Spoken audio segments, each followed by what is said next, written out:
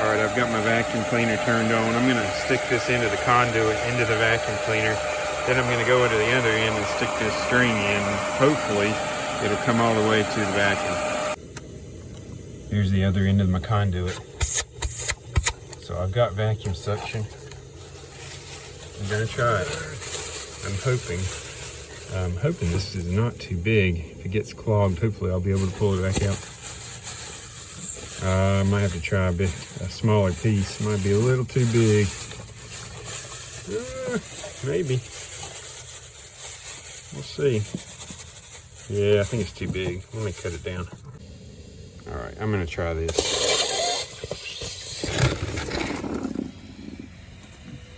Uh-oh. I think we hit a block. It's going slowly.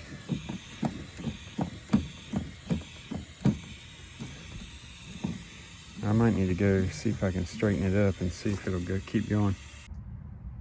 All right, folks, this has been a method of trial and error trying to get this conduit string out the other end. So as I said in a previous video, I attached my vacuum cleaner to one end of the conduit. Then I ran a 125-foot string through the other end, and I had some plastic attached to the end of the string, and I don't know what happened, but it got clogged up in there. So I cut about maybe 15 feet of the conduit off because I didn't need it. And so I found the end of the string, but I couldn't get the other end of the other string out. So anyway, I just cut the whole string off and started over with no plastic. I had attached some plastic to the end of the string. And so this string that I ran through, I just ran straight string, no plastic, nothing attached to it.